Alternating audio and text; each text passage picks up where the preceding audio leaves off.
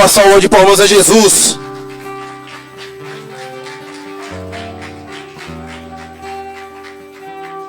Amém. Com sua Bíblia, abre em Neemias. Neemias, no capítulo 2. Para vocês entenderem o contexto, vamos ler o capítulo 1. Neemias, no capítulo 1.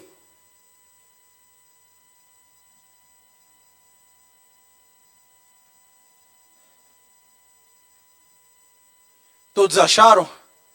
Amém? Diz assim, a partir do versículo 1. Palavras de Neemias, filho de Acalias, no mês de Quisleu, no 20º ano, enquanto eu estava na cidade de Suzã, Anani, um dos meus irmãos, veio de Judá, com alguns outros homens, e eu lhes perguntei acerca dos judeus que restaram e sobreviventes do cativeiro, e também sobre Jerusalém. E eles me responderam: aqueles que sobreviveram ao cativeiro e estão lá na província, passam por grande sofrimento e humilhação. Deus abençoe. O muro de Jerusalém foi derrubado, e suas portas estão destruídas pelo fogo. Versículo 4. Quando eu ouvi essas coisas, sentei-me e chorei. Passei dias lamentando-me, jejuando e orando ao Deus dos céus. Capítulo 2. Versículo 1. No mês de Nisan, do 20º ano do rei Artaxerxes, na hora de servir-lhe o vinho, levei-o ao rei. Nunca antes eu tinha estado triste na presença dele. Por isso o rei me perguntou: por que o seu rosto parece tão triste, se você não está doente? Essa tristeza só pode ser do coração. Com muito medo eu disse ao rei: que o rei viva para sempre. Como não estaria triste o meu rosto se a cidade que estão sepultados meus pais está em ruínas e as suas portas foram destruídas pelo fogo? O rei me disse: o que você gostaria de pedir? Então orei ao Deus dos céus e respondi ao rei: se for do agrado do rei, e se o seu servo puder contar com a sua benevolência, que ele me deixe ir à cidade onde os meus pais estão enterrados, em Judá, para que eu possa reconstruí-la. Então o rei, estando presente a rainha sentada ao seu lado, perguntou-me: quanto tempo levará a viagem? Quando você voltará? Marquei um prazo com o rei, e ele concordou que eu fosse. A seguir, acrescentei: se for do agrado do rei, eu poderia levar cartas do rei aos governadores do Trans-Eufrates, para que me deixem passar até chegar a Judá. E também uma carta para Asaf, guarda da floresta do rei, para que ele me forneça madeira para as portas da cidadela que fica junto ao templo, para os muros da cidade, para a residência que irei ocupar. Visto que a bondosa mão de Deus estava sobre mim, o rei atendeu os meus pedidos. Com isso, fui aos governadores do Trans-Eufrates e lhes entreguei as cartas do rei. Acompanhou-me uma escolta de oficiais do exército e de cavaleiros que o rei enviou-me comigo. Sambalate, o Horonita, e Tobias, o oficial amonita, ficaram muito irritados quando viram que havia gente interessada nos bens dos israelitas. Amém? Pode se assentar em nome de Jesus. O tema dessa mensagem de hoje é lições em tempos difíceis. Algumas lições que a Bíblia nos traz em tempos de dificuldade. Já há mais ou menos umas 2 semanas, Deus vem falando comigo sobre essa palavra. E na célula passada, eu levei ela. Irmãos, algo que a gente tem que entender primeiro: todos nós passamos por problemas.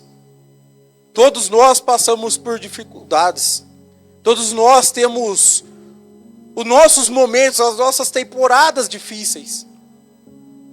E algo que eu quero falar é que temporadas difíceis, tempos difíceis, são muito dolorosos, porque são tempos de, muitas vezes, de angústia, de aperto. Um dos defeitos que nós temos, eu já falei isso em outras vezes aqui, é que por mais que nós temos esses tempos difíceis, essas temporadas difíceis, nós nunca parece que aprendemos a passar por elas.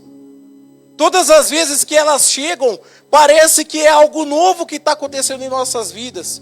Quando na verdade o problema pode ser diferente, mas o tempo é difícil em decorrer daquele que já passou. E nós temos que sempre, parece que estar aprendendo a passar por esses momentos. O contexto da vida de Neemias se resumia até então em um palácio. Ele estava tranquilo, servindo ao rei. Quando de repente chega dentro mesmo de um palácio, algo que abala a vida de Neemias. Quantas vezes o contexto da nossa vida não está afirmado em obedecer a Deus, em estar diariamente com a nossa devocional em dia, com as nossas orações em dia, com o nosso jejum? E certamente vem notícias para nos abalar. E uma das primeiras lições que eu tiro de Neemias é não vestirmos uma armadura falsa. Ou seja, independente do problema, se for preciso mostrar o luto que eu vivo, se for preciso mostrar a tristeza que há em meu coração, é eu realmente mostrar, jogar isso para fora. Porque muitas vezes nós queremos ser fortes demais para lidar com o problema sozinho. A palavra vai falar a partir aqui do capítulo 1, no versículo 4. Quando ouvi essas coisas, sentei-me e chorei. Ele falou que ele passa dias lamentando, jejuando e orando ao Deus dos céus. O problema é que quando nós estamos passando por esses momentos difíceis, por momentos complicados, nós se ajoelhamos para orar, e o que nós mais queremos é a resposta de Deus imediatamente. Irmão, tempos, eu estou dando aqui um tema para essa mensagem de tempos difíceis. Quando nós falamos de tempos difíceis, nós estamos falando talvez de meses, de dias, de anos, de décadas. Mas é algo que uma hora passa, é algo que um dia passa, é algo que não é para sempre, é algo que uma hora tem que passar. Por exemplo, o luto. Quantas vezes que você não conhece pessoas que talvez teve um ente querido que morreu há 20 anos atrás. Essa pessoa até hoje se lamenta talvez por essa pessoa. Mas espera aí, foi a pessoa que morreu ou foi a outra pessoa por quem ela está de luto? Nós devemos realmente demonstrar aquilo que nós sentimos, como Neemias fez. No capítulo 2 a mesma coisa. A partir do versículo 1 na parte B, nunca antes tinha eu estado triste na presença do rei. E algumas das mais lições que eu tiro aqui. Neemias sempre foi um cara alegre, sorridente, sempre foi aquele cara que serviu realmente com alegria, que durante anos esteve ali perante o rei e sempre serviu de bom agrado, nunca esteve, de mau gosto ali perante o rei.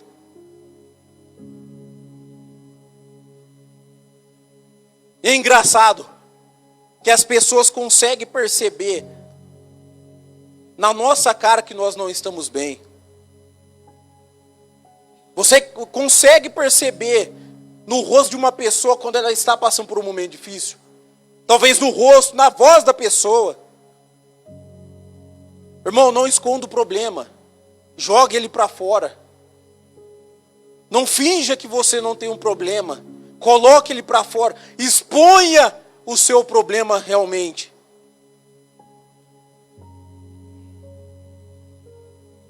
A segunda coisa que eu aprendo é que nós temos que ter a nossa comunhão intacta com o Pai. A palavra diz que quando vem essa notícia ruim para Neemias, ele passa dias lamentando, jejuando e orando a Deus. No capítulo 2, quando o rei se dispõe a falar com Neemias, o rei fala assim no versículo 2: por que o seu rosto parece tão triste se você não está doente? Essa tristeza não pode ser só do coração. Com muito medo eu disse ao rei, que viva o rei para sempre. Como não estaria triste o meu rosto e a cidade que estão sepultados os meus pais está em ruínas, suas portas foram totalmente destruídas pelo fogo. E o rei me disse: olha, filho, o que você gostaria de pedir?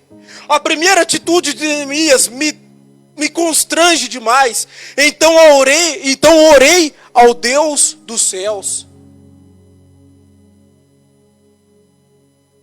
Neemias não procurou resolver a situação com as próprias forças. A primeira atitude mostra que ele tinha uma comunhão intacta com Deus. Uma comunhão profunda com Deus, a ponto de que a primeira coisa que ele faz, quando o momento difícil veio, quando a notícia má veio, foi jejuar, orar, foi entrar num relacionamento ali com Deus. Até quando a solução vem, ele procura ser sábio, para vir se ajoelhar ali realmente e pedir orientação a Deus. No capítulo 2, o rei se dispõe a ajudar Neemias. Olha, filho, o que você precisa então? Me fala que eu te ajudo. Neemias poderia muito bem, pela sua inteligência humana, ele poderia muito bem pegar e começar a falar para o rei o que ele precisava, dos bens materiais que ele precisava para reconstruir aquela cidade. Mas ele decide primeiramente buscar a Deus. Ele decide primeiramente colocar a prioridade acima da sabedoria dele. Sabe o que isso me remete?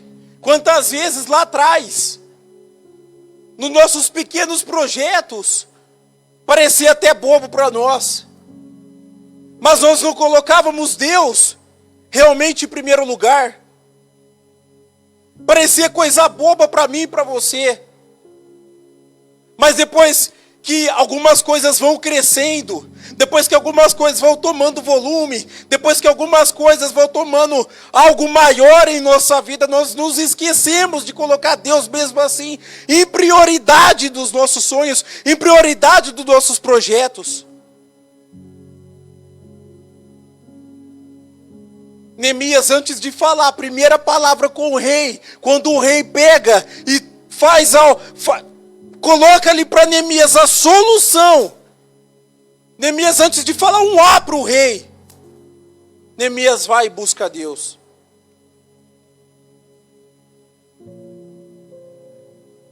Qual tem sido nossa atitude, irmãos?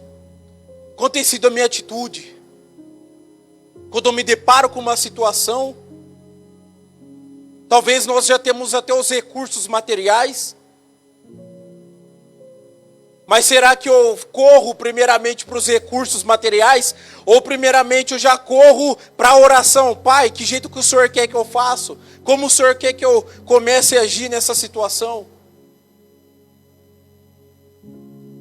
Porque quando nós não temos recursos, quando nós não temos condições, a primeira coisa que nós fazemos é correr para a oração. Então por que quando nós temos os recursos, quando nós temos as coisas para fazer, nós não corremos para a oração também? Não muda nada. A nossa comunhão tem que continuar intacta com o nosso Pai. Para Neemias, não mudou nada. Ele tinha o recurso na mão. Ele tinha a palavra do rei que queria o ajudar. Mas primeiramente ele foi perguntar: Pai, que jeito que o Senhor quer que eu vou agir nessa situação? A partir do versículo 5 vai falar assim: e respondi ao rei: se for do agrado do rei, Se o seu servo puder contar com a sua benevolência, que ele me deixe ir à cidade onde meus pais estão enterrados, em Judá, para que eu possa reconstruí-la. Então o rei, estando presente, a rainha, sentada ao seu lado, perguntou-me: quanto tempo levará a viagem? Irmãos, para o judeu, a cidade natal dele, onde ele nasce, é muito importante. Ele pode estar do outro lado do mundo, mas para ele é muito importante visitar a sua cidade natal, por exemplo. Ele não é como nós brasileiros. Em 22 de fevereiro de 1996, aproximadamente às 3 horas da tarde, na cidade de Igarapava, no interior de São Paulo, bem interiorzão mesmo, terra vermelha, nasceu um menino chamado Matheus Jorge. E o mais engraçado é que, se eu for contar no dedo as vezes que eu fui visitar a minha cidade natal, eu só vou me lembrar de uma vez, mas faz muito tempo. Nem foi para uma visita. Eu acho que foi para algum evento de casamento, ou algum aniversário, algo assim. Se você hoje me deixar lá na entrada da cidade, eu não vou saber nem andar naquela cidade. Eu não vou saber nem entrar dentro daquela cidade. Mas para o judeu não é assim. Talvez para mim, você olhando o contexto aqui de Neemias, chorando por uma cidade, parece algo bobo. Mas para ele tinha grande importância.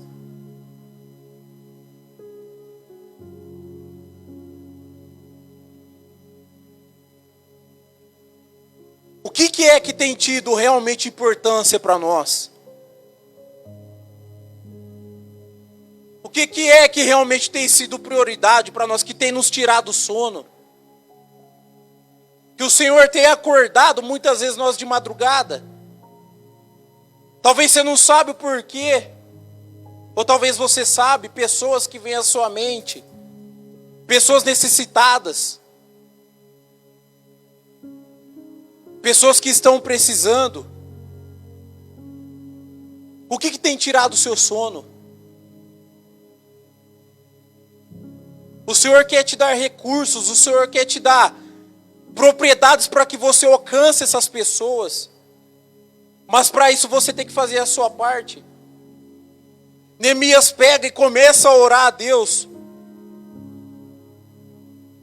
E quando ele começa a orar a Deus, Deus ali vai dando para ele algumas coisas. Ele vai e começa a falar para o rei o que ele precisava. Neemias era um cara íntegro. Neemias era uma pessoa reta. Neemias era uma pessoa correta nas suas atitudes. Porque se ele não fosse, uma das coisas que o rei não teria preocupação era perguntar: filho, você vai demorar nessa viagem?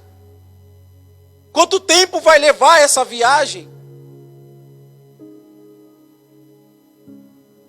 O meu avô, ele sempre... Eu conversando com a minha avó fala assim para mim: Mateus, um dos seus avós, acho que é meu bisavô Jerônimo, ele sempre fala que a palavra de um homem vale mais do que sempre falava que a palavra de um homem valia mais do que a assinatura dele. O rei pergunta a Neemias, porque o rei sabia, esse cara é de palavra, o que ele falar ele cumpre. Quanto tempo que você vai demorar, Neemias, essa viagem? E a Bíblia faz questão de falar que o rei, do lado ainda da rainha, do versículo 6, sentada ao seu lado, perguntou-me: quanto tempo levará essa viagem? Quando você voltará? Olha a parte B desse versículo 6. Marquei um prazo com o rei e ele concordou que eu fosse. Eu até brinquei com o pessoal na terça-feira da célula. Será que lá dentro do seu trabalho, se você pedir alguns dias para o seu patrão, será que ele vai concordar realmente em te liberar? Será que ele vai ter a preocupação de falar: vai, Gé? Será que ele vai ter a preocupação de falar para você: olha, Fala para mim quanto tempo que você vai precisar. Ou você é daquele cara que você já matou o seu pai umas 10 vezes, você já matou sua mãe umas 10 vezes, só por justificativa que você teria que sair mais cedo. Pensa aí com você agora. Isso responde à integridade de Neemias. Isso corresponde à integridade da vida de Neemias. Porque o rei nunca antes tinha visto Neemias triste. Nunca antes tinha visto Neemias com o semblante caído. Mas quando Neemias chega perante o rei, Neemias conhece o rei só de olhar, ou melhor, o rei conhece Neemias só de olhar para Neemias. E o seu patrão, será que conhece você só de olhar para você? Ou ele é daquele que fala, esse cara, eu nunca sei quando esse cara está falando a verdade, quando essa moça está falando a verdade para mim. Eu nunca sei se realmente vai enterrar o pai mesmo de verdade. Mas pelo contrário, ele confiou na palavra de Neemias. E uma das coisas que eu aprendo é que a nossa integridade, a nossa vida com Deus, nos momentos em que nós mais precisarmos, irmão, grava isso, nos momentos que você mais precisar, se você manter a sua comunhão com Deus, mesmo quando tudo está bem, mesmo quando está indo tudo bem, as contas estão pagas, parece que tudo está indo bem, mesmo quando o momento difícil vir, Deus vai mandar recursos para te abençoar, mesmo se você não tiver recursos. A palavra vai falar que Neemias começa a falar para o rei, e o rei concede todos os recursos que Neemias pede. Você já reparou da vida daquele que é justo a Deus? Tem coisas que você olha para a pessoa e você fala, mas como é que a pessoa está suportando passar por essa situação? Como é que a pessoa está saindo dessa situação desse jeito? Porque nós que vivemos do lado dessa pessoa, nós sabemos que ela não tem talvez a condição financeira, ela não tem talvez a condição sentimental, ela não tem talvez a condição psicológica para passar por isso. Mas o refúgio dela não está nas coisas materiais, o refúgio dela está nas coisas espirituais. Que coisa engraçada. O Senhor é o meu pastor e em nada me faltará. Será? Será que Ele é o meu pastor de verdade? Ou Ele só é meu pastor quando tudo está bem, quando tudo está indo dando certo, quando as portas de emprego estão abertas, quando o meu relacionamento com os meus pais estão indo tudo bem? Quando que o Senhor é o seu pastor?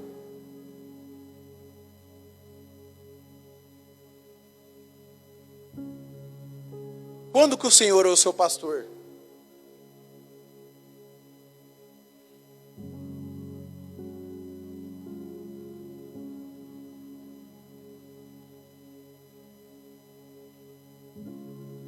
Olha o versículo 10.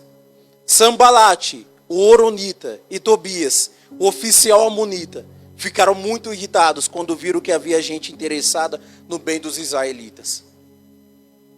Uma das coisas que eu começo a aprender é que por mais que eu esteja no centro da vontade de Deus, por mais que eu esteja no foco daquilo que Deus quer, isso não vai impedir de haver pessoas que vão se levantar contra mim. Isso não vai impedir de o problema se agravar. Mas o que vai fazer a diferença realmente é eu me manter no centro da vontade do Senhor.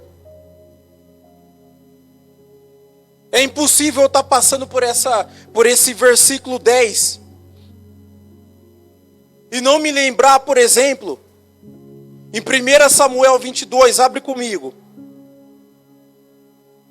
1 Samuel, no capítulo 22.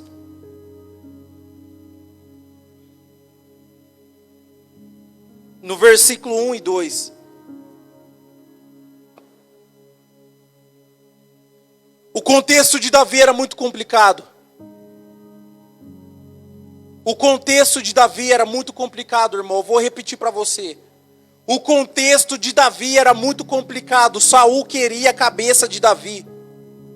Saul de todo jeito queria pegar Davi. Para onde Davi ia, as pessoas informavam Saul. Para onde Davi se escondia, as pessoas informavam Saul onde ele estava. O contexto de Davi se resume que Davi já tinha sido ungido rei. Saul ficou sabendo, ficou com inveja, queria matar Davi.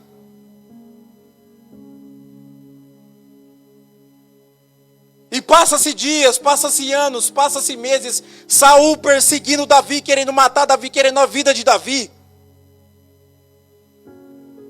Davi um dia foge para uma caverna, chamada Caverna de Adulão. Eu vou ler uma tradução diferente para você. A partir do verso 1 vai dizer assim: Davi fugiu da cidade de Gate e foi para uma caverna perto da cidade de Adulão. Quando os seus irmãos e o resto da família souberam que ele estava lá, foram ficar com ele. E todos os homens que estavam em dificuldades, ou com dívidas, ou insatisfeitos também foram. E Davi se tornou o chefe deles, e havia com ele mais ou menos 400 homens.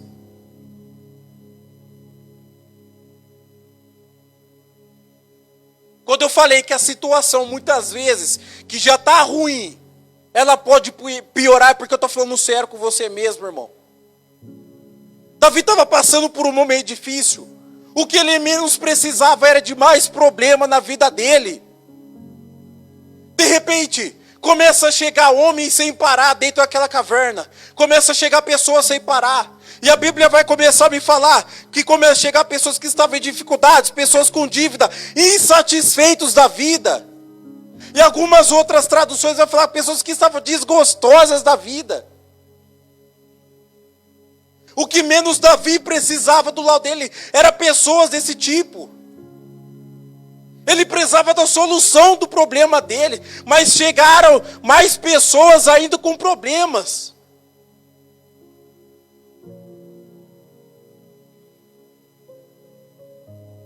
Olha bem.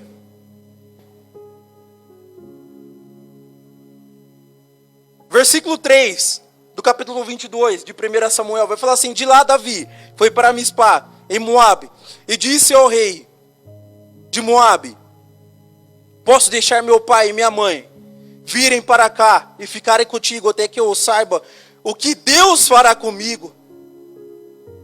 E assim Davi os deixou com o rei de Moabe, e lá ficaram com eles, enquanto Davi permaneceu na fortaleza. O momento de Davi estava difícil, irmão. Olha que interessante. Até que eu saiba o que Deus fará comigo. Isso está falando de espera. Isso está falando de uma constância. Isso está falando de perseverança. Que bonito quando nós recitamos aquele versículo. Portanto, meus amados irmãos, sede firmes e constantes, sempre abundantes na obra do Senhor, sabendo que o vosso trabalho no Senhor, ele não é em vão. É muito bonito quando nós recitamos isso. Só que ele vai falar: portanto, meus amados irmãos, sede firmes e constantes. E se já não bastasse essas duas características, ele vai falar: e sempre abundantes na obra do Senhor. Porque quando a batalha vem, quando a luta vem, quando o momento difícil vem, uma das primeiras coisas que nós queremos é abandonar o barco. Já não me importa mais estar em relacionamento com Deus. Já não me importa mais estar cultuando com os meus irmãos. Estou decepcionado com as pessoas. Eu até dei um exemplo na terça-feira da célula. Porque talvez por descuido, algumas coisas bem simples nos tiram do foco da presença de Deus. Sabe, talvez por algumas coisas bem simples. Uma delas que eu exemplifiquei. Sabe, talvez você chega e naquela correria, talvez o pastor está cumprimentando as pessoas. Talvez o seu líder de célula está cumprimentando as pessoas. E passa desapercebido ali de você, não te cumprimenta. Ou talvez esquece de mandar aquela mensagem diária, de perguntar como que você está. Porque talvez a pessoa pode estar ocupada também com as coisas de Deus, pode estar ocupada com outras coisas. E aí já é motivo de eu querer parar, já é motivo de eu querer me afastar das coisas de Deus. Já é motivo de eu querer deixar o primeiro amor. Há uma palavra em que semana passada foi dita aqui em cima desse altar. É que Deus, Ele tem saudade realmente de nós. Deus, Ele tem saudade de mim, de você. Deus, Ele tem saudade da minha dependência, da sua dependência realmente dEle. Porque essas coisas pequenas só demonstram que o nosso foco se perdeu totalmente. Essas coisas pequenas já demonstram que o nosso foco já não está mais em Cristo, já não está mais em Deus. Porque os tempos passam dentro da casa de Deus e talvez o nosso foco se firmou em ministério, se firmou em cargos, se firmou em tantas coisas banais e tantas coisas passageiras.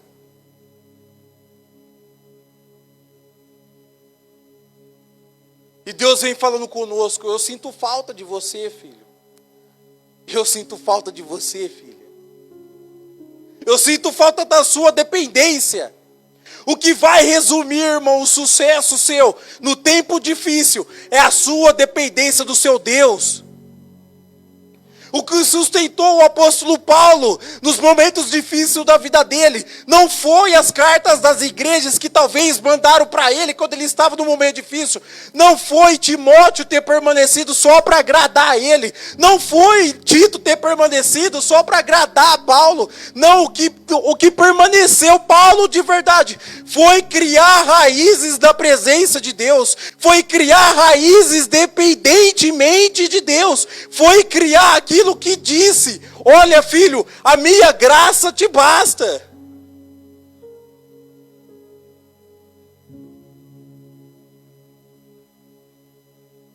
Quão difícil se torna. Não precisa abrir. Eu vou ler alguns versículos aqui para você ver. 2 Coríntios 7, no versículo 5 ao 6, ele mandando uma carta para Coríntios, ele vai falar assim: mesmo depois de termos chegado à província da Macedônia, nós não descansamos nada. Em todos os lugares houve problemas, luta com os de fora e medo no nosso coração. E olha o que ele vai falar na parte B: porém Deus, que anima os desanimados, nos animou com a chegada de Tito. Olha em 2 Coríntios, no capítulo 1, no versículo 8. Irmãos, queremos que saibam das aflições pelas quais passamos na província da Ásia. Os sofrimentos que suportamos foram tão grandes e tão duros, que já não tínhamos mais esperança de escapar de lá com vida. Homens que acharam que ia perder a vida. Homens que estavam já com a vida à flor da pele, já porque já estavam prestes a morrer. Mas não abandonaram sua fé. Mas não deixaram sua fé de lado.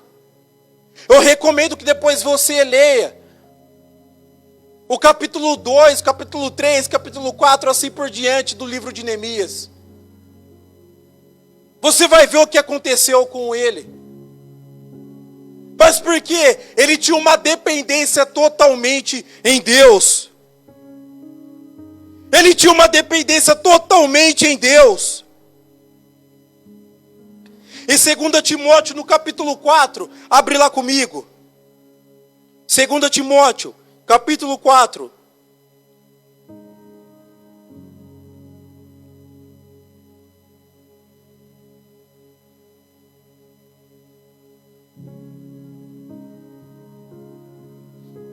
Paulo, escrevendo essa carta a Timóteo,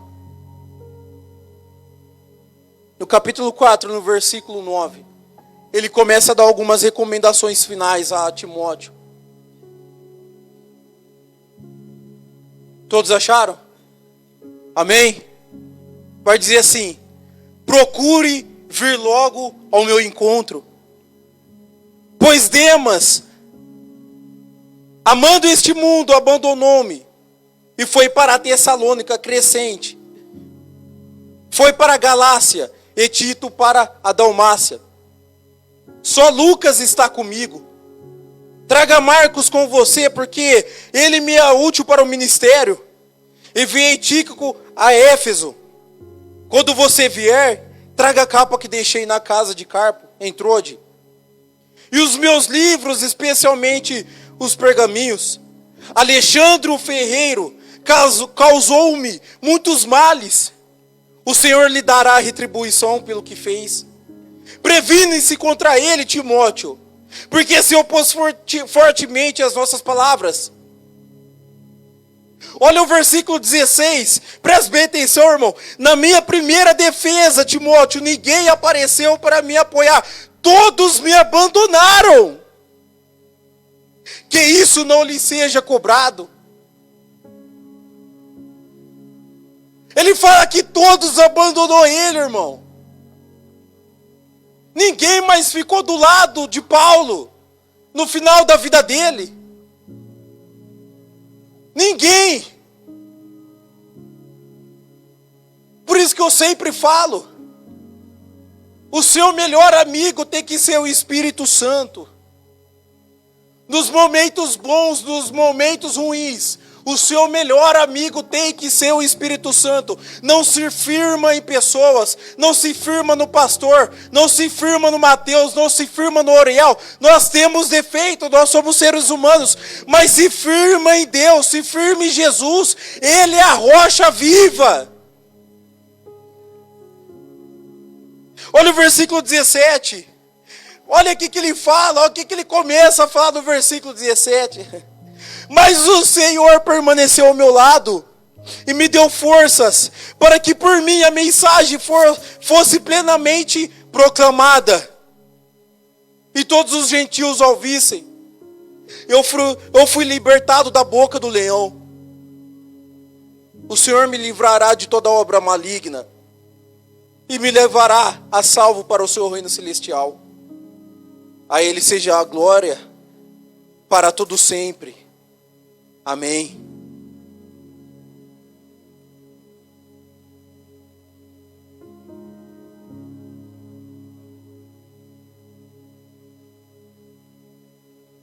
Eu vou ler de novo para você o versículo 18. O Senhor me livrará de toda obra maligna e me levará a salvo para o seu reino celestial. Aqui ele está falando que ele vai permanecer. Aqui ele está falando que ele não vai se abalar por qualquer coisa. A boca do leão não vai ser o suficiente para tragar ele. Ele está falando que nenhuma obra maligna, nada vai fazer-o parar. E ele termina falando a parte B desse versículo. Se você pensa que ele termina pedindo algo, não, reclamando, não, muito pelo contrário. Ele termina falando: a Ele seja a glória para todos sempre. Amém. A Ele seja a glória para todos sempre. Amém. Se coloque de pé nesse momento.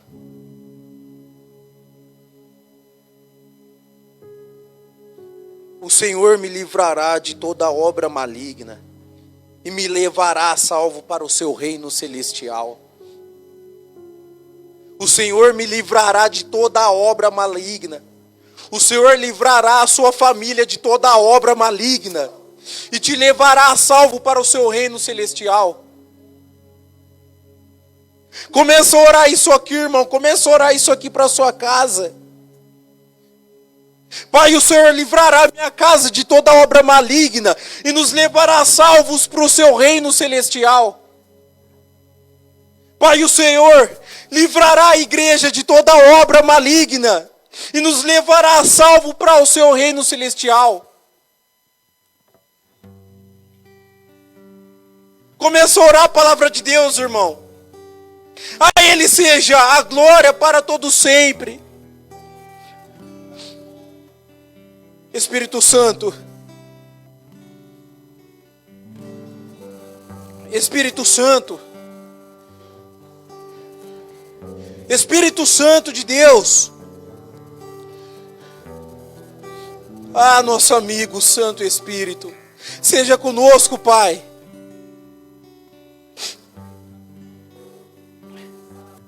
Espírito Santo, seja conosco. A tua graça nos basta, Pai. Espírito Santo, a tua palavra diz, meu Deus, que um dia Jesus foi levado ao deserto. O Senhor Jesus levado ao deserto, sendo conduzido ao deserto pelo Espírito Santo. Meu Deus, isso prova que o Senhor, meu Pai, estará em todas as situações conosco. Espírito Santo de Deus, faça-nos entender, meu Pai, que o Senhor é o nosso Consolador. Faça-nos compreender, meu Pai, que o que, meu Pai, permaneceu em Neemias, meu Pai, foi a dependência totalmente de Ti, meu Deus. Meu Pai, vieram as perseguições, meu Pai, na vida de Neemias, meu Pai. Vieram as perseguições, meu Deus, na vida, meu Pai, de Paulo. Vieram as dificuldades, mas eles permaneceram, Pai. Me ensina a permanecer. Me ensina, meu Pai, a ser um crente de verdade. Me ensina, Pai, a ser, meu Pai, o Teu companheiro. Aquele, meu Pai, que nos momentos difíceis, meu Pai, vai Te buscar, Pai. Aquele que nos momentos bons, meu Pai, Te buscará. Nos momentos, meu Pai, em que tudo for flores, em que tudo, meu Pai, for verdes, meu Pai, meu Pai, Te buscará. Dependerá totalmente de Ti. Ah, Espírito Santo, nos ensina, Pai. Nos ensina. Nos ensina, Pai. Nos ensina. Nos ensina, Espírito Santo.